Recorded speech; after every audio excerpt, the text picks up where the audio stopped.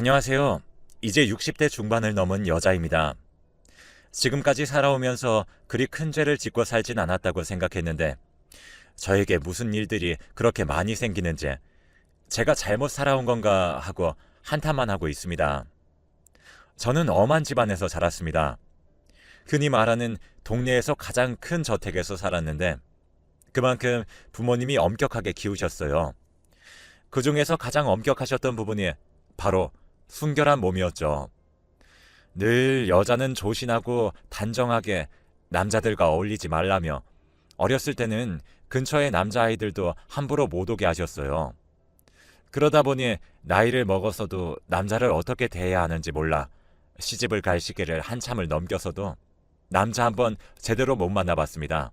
그러다 부모님은 제가 노처녀로 혼자 늙을까 싶어 뒤늦게서야 여기저기 선을 주선하셨어요. 그렇게 몇 번의 선을 보다가 만난 게 남편이었습니다. 남편도 마찬가지로 30을 넘긴 나이에 선을 보다가 저를 만났고 서로를 썩 나쁘지 않은 상대라 생각해서 결혼 준비로 바로 넘어갔습니다. 만난 지 한 달 만에 결혼을 준비하기 시작해서 3달 만에 결혼했어요. 그런데 급하게 결혼한 것 치곤 저희의 금술은 좋았습니다. 서로를 뜨겁게 사랑해서 결혼한 건 아니지만 서로 존중하며 살았으니까요. 그리고 시댁에서는 아이를 얼른 낳으라고 성하셨는데 다행히 결혼한 지 1년도 채 되지 않아 쌍둥이를 임신했습니다. 그때 나이가 딱 30이었으니 시댁에서나 주위에서 노산이니 조심하라며 걱정인지 오지랖인지 분간이 되지 않는 말들을 귀에 딱지가 앉을 정도로 해주셔서 오히려 스트레스를 받을 정도였어요. 지금이야 30을 넘겨 초산인 사람들이 많지만 그 당시만 해도 30이면 아이들 국민학교를 보내는 친구들도 덜어 있었으니까요. 그래도 남편이 저를 감싸주며 태교에만 집중할 수 있게 해주었습니다. 덕분에 초산의 쌍둥이였는데도 많이 힘들지 않게 낳을 수 있었어요. 그렇게 태어난 쌍둥이는 딸과 아들, 이란성 쌍둥이였어요. 지금이야 인공수정을 많이들 하다 보니 쌍둥이들도 많이 보이는데 저희 때는 자연으로 쌍둥이를 낳는 경우는 잘 없었으니 다들 신기해했어요. 거기에다 한 번에 아들과 딸이라니 주위에서 늦은 만큼 더 큰 복덩이가 집에 굴러들어왔다고 좋아해 주셨죠.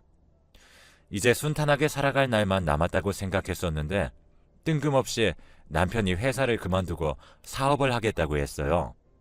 심지어 그 당시에 굉장히 큰 기업이었기 때문에 저는 절대 안 된다며 말렸죠. 하지만 남편은 회사에서 주는 돈만으로는 빠듯하다면서 사업에 성공해서 쌍둥이를 여유롭게 키워내겠다고 했어요. 몇 번이나 다시 생각해보라고 했지만 남편이 하는 말은 늘 똑같았고 결국엔 제가 한 발짝 양보해서 남편은 사업을 시작했습니다. 그런데 제가 우려했던 것보다 남편의 사업은 승승장구하기 시작했어요. 제가 말렸던 게 민망할 정도로요. 남편의 말대로 사업이 성공한 덕분에 아이들은 어느 것 하나 부족함 없이 키울 수 있었습니다. 특히 딸은 피아노에 아들은 플룻에 재능을 보였습니다.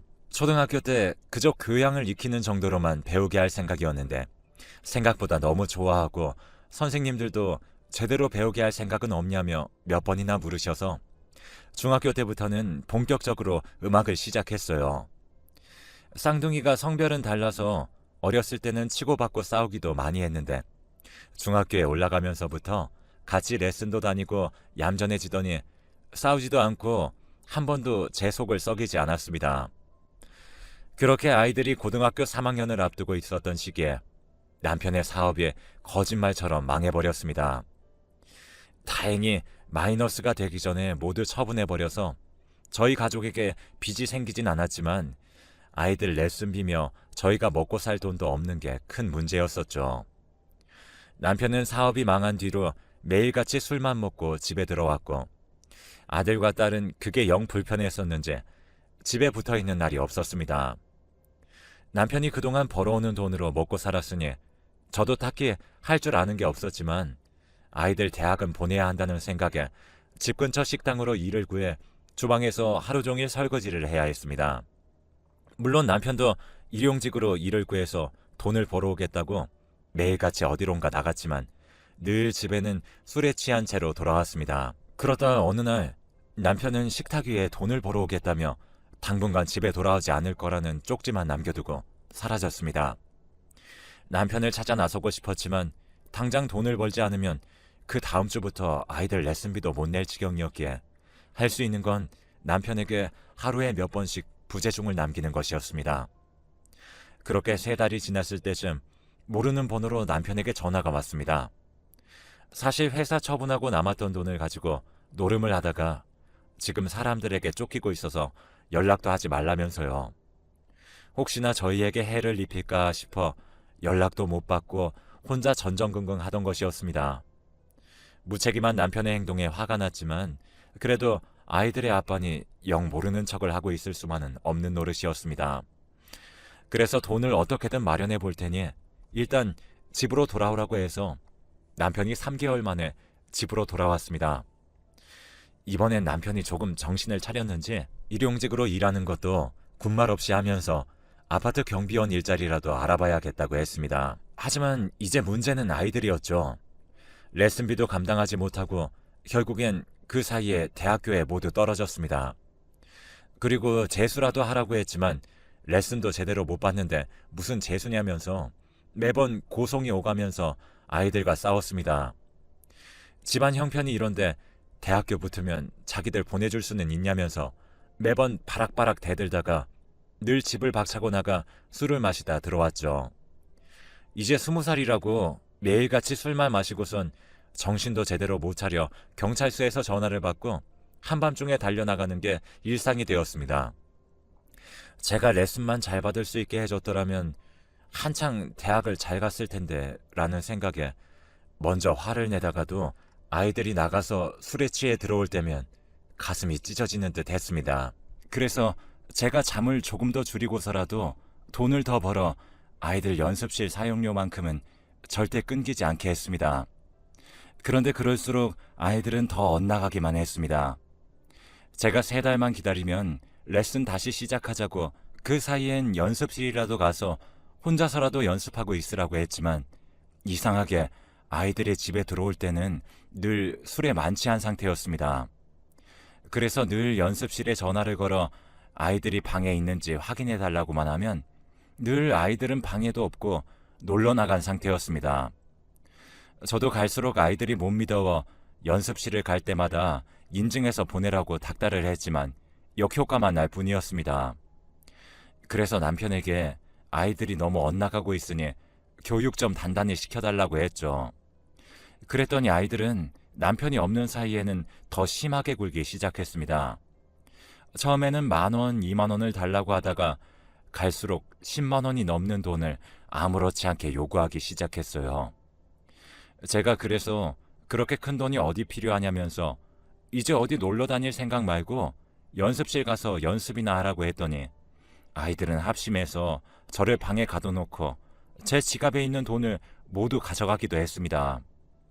심지어 아들이 있으니 그 힘을 제가 당해낼 수도 없었죠. 남편이 돌아오면 늘 있었던 일을 이야기했고 남편은 또다시 아이들을 죽일 듯이 잡았죠. 그런 악순환만 반복되고 있었습니다. 그러자 아이들은 아예 집을 나가버렸습니다. 경찰에 실종 신고라도 하려고 했지만 그마저도 단순 가출이라며 거부당했습니다. 아이들이 사라지고 미안한 마음에 괜히 남편만 탓했어요. 남편이 아이들을 너무 잡아서 아이들이 도망간 거라면서요. 당신이 너무 심하게 뭐라고 하니까 집을 나갔지. 그럼 그게 내 탓이야? 당신도 옆에서 뻔히 다 보고 있으면서 안 말렸잖아. 애들이 애초에 이 꼬라진 건 당신 때문 아니야? 어쩜 그렇게 말을 해? 애들이 삐뚤어진 건 학교 재수한다고 잠깐 방황해서 그런 것 뿐이야. 원래는 얼마나 내 말을 잘 들었는데 당신이 손찌검만 안 했어도 집까진 안 나갔어. 그래? 그럼 다 내 탓이네. 내가 다 잘못했지.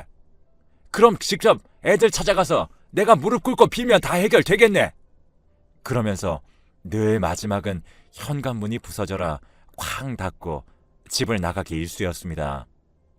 그런데 여느 때와 마찬가지로 싸움을 하고선 집을 나선 남편이 하루고 이틀이고 돌아오지 않았습니다. 처음엔 꼴도 보기 싫던 양반이 눈앞에 안 보이니 속 편했지만 시간이 갈수록 무슨 일이 있었던 건 아닌지 걱정되기 시작했습니다. 그렇게 한 달이 지났을 무렵 우체통에 직접 넣어놓은 쪽지가 있었습니다. 남편이 남겨놓은 것이었습니다. 쪽지에는 별다른 내용 없이 돈 벌고 올 테니까 나 찾지 마라는 말만 덜렁 적혀 있을 뿐 어디로 간다거나 언제 돌아온다는 말은 없었습니다. 그래도 쪽지로라도 소식을 전해주었으니 한시름 놓였습니다. 어디에서 또 쫓겨다닐지도 모른다는 불안감은 불쑥불쑥 올라왔지만요. 하지만 아이들은 집을 나간 지 1년이고 2년이 지나도 돌아오지 않았습니다. 그렇게 남편도 아이들도 없이 혼자 그 집에서 묵묵히 기다렸습니다. 아무도 찾아오지 않는 그곳에서 기다리는 동안 세상에 홀로 남겨진 기분이었습니다. 친정에는 알리지도 않고 있었는데 결국 3년째가 되던 해에 다 들켜버려서 동생이 자기 집 근처로 이사 오라며 몇 번이고 절 설득했지만 언젠가 돌아올지도 모른다는 생각에 집을 떠날 수가 없었습니다. 그렇게 아이들이 사라진 지 딱 10년째 되던 해였습니다. 마트에서 장을 보고 집에 돌아오는데 집 앞에 익숙한 실루엣이 넘실거렸습니다. 저는 한눈에 알아보고 달려가 와락 껴안았습니다. 10년 만에 보는 아이들이었어요. 아이들은 주춤거리며 저를 안아주었습니다. 그렇게 집 앞에서 한참을 껴안고 있다가 얼굴을 보고 말을 하려는데 눈물이 터져 나와서 말도 안 나왔습니다. 그냥 울음 섞인 목소리로 잘 왔다고만 했죠. 아이들도 죄스러운 표정으로 죄송하다며 너무 늦게 와서 미안하다고 했습니다. 집 안으로 자리를 옮겨 그동안의 이야기를 들었습니다.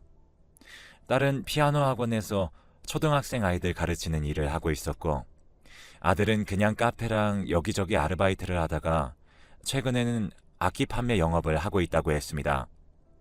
거기다가 2년 전에 결혼도 해서 막 돌진한 아기도 있다며 나중에 손주를 보여주겠다고 하는데 얼마 만에 느끼는 감정인지 가슴이 벅차 계속 눈물을 흘렸습니다. 그런 제 눈물에 아이들은 눈치가 보였는지 집을 나간 후에 돈을 벌면서 자기들이 얼마나 철없는 짓을 했는지 느꼈다면서 너무 죄송하다는 말을 몇 번씩이나 했습니다. 저는 이제 그런 건 상관없다고, 이제 너희들이 돌아왔으니 그걸로 충분하다고 했지만 여전히 아이들은 마음이 무거웠던 건지 곧 있을 환갑생신을 조금 앞당겨서 하자면서 해외여행을 가자고 하더군요. 자기들이 모시겠다면서요. 그런 건 필요 없다고 한사코 거절했지만 아이들은 막무가내로 비행기표를 끊어 저를 여행시켜 주었습니다. 심지어 아이들은 이제 자기들이 제 생계를 책임지겠다면서 지금 하던 일도 그만두라고 성화를 부렸습니다. 결국엔 일하던 식당에도 이제 그만둔다고 말하고 어디로 가는지도 모른 채 자기들만 믿으라는 말에 아무것도 모른 채 여행을 떠났습니다. 여행 온 첫날 여기저기 쉬지도 않고 낮에 돌아다니니 저녁이 되자마자 피곤이 쏟아져 내렸습니다. 아이들이 현지에서 유행하는 차라며 건네준 걸 마시고 나니 더 이상 참을 수 없는 졸음이 몰려들어 스르르 잠이 들고 말았습니다. 다음날 일어나니 제가 잠들었던 딸이고 아들이고 온데간데 없이 시끄럽고 더러운 땅바닥이었습니다. 겁에 질린 제가 지나가는 사람들을 붙잡고 여기가 어디냐며 부족한 영어를 끌어모아 물어보았지만 돌아오는 답은 없었습니다. 제 말에는 대답도 하지 않은 채 한참 사람들이 일하는 곳에 데려다 놓았습니다. 그곳에는 3사람 정도 한국말을 할 줄 아는 사람이 있었는데 그 사람들도 제가 해야 할 일을 알려줄 뿐 어찌된 영문인지는 말해주지 않았습니다. 저는 계속 딸과 아들과 함께 여행 온 거라며 한국으로 돌아가야 한다고 말했지만 제가 일을 하지 않자 현지 관리인으로 보이는 사람이 몽둥이를 들고 일을 하란 듯이 독촉을 해대자 저는 덜컥 겁이 나서 일단은 일을 시키는 대로 했습니다. 그리고 몇 시간을 일하자 밥 시간이 됐는지 다들 밥을 배식받으러 갔습니다. 밥을 배식받아서 다시 자리로 돌아와 먹어야 하는데 그제서야 한국인으로 보이는 사람이 저에게 말해 주었습니다. 당신 딸이랑 아들이 당신 여기에 넘긴 거요. 다시 도망칠 방법도 없으니까 포기하고 일이나 해야지. 아니면 여기 관리자들한테 맡기 일쑤예요. 무슨 말이에요? 딸이랑 아들이 여기에 저를 왜? 왜라니? 자식들한테 미움을 사도 단단히 산 거지. 아까 관리자가 하는 말 못 알아들었지? 당신 자식들이 여기 버리고 간 거라고. 그러니까 이제 도망칠 구석도 없으니 일이나 하라고. 아무래도 방금 들은 말이 거짓보다는 진실에 가깝겠다라는 것을 느꼈습니다. 그 말을 들으니 어제 먹은 음식들마저 역겨워지는 것이 느껴져 먹은 것을 그대로 토해내고 말았어요. 그 후로 일주일을 일만 하고 밥을 먹고 토하기 일쑤였습니다. 그런데 어느 날에는 밥을 받고 있는데 누가 제 손을 불쑥 잡는 겁니다. 놀라서 쳐다보니 헬쑥해진 걸 넘어서 얼굴이 너무 상해버린 남편이었습니다. 남편은 차마 길게 말하지 못하고 읽어보라며 제 손에 쪽지를 쥐어주고는 금세 자기 줄로 다시 돌아갔습니다. 밤에 관리자들이 돌아가면 배식 받는 곳에서 만나. 그리고 이 쪽지는 변기에 내려서 없애버려. 남편의 말대로 쪽지 내용을 읽고 늘 그렇듯 토하는 것처럼 위장하고 쪽지를 변기에다 버렸습니다. 그리고 밤이 올 때까지 기다렸죠. 매번 잠은 오지도 않아 뜬 눈으로 밤을 새기 일쑤였는데 정신이 없는 채로 있다 보니 밤에 관리자가 돌아가는 것도 몰랐습니다. 그날은 남편의 쪽지 때문에 잠에도 들지 않고 관리자가 돌아가기만을 기다렸다가 조용히 배식 받는 곳으로 갔습니다.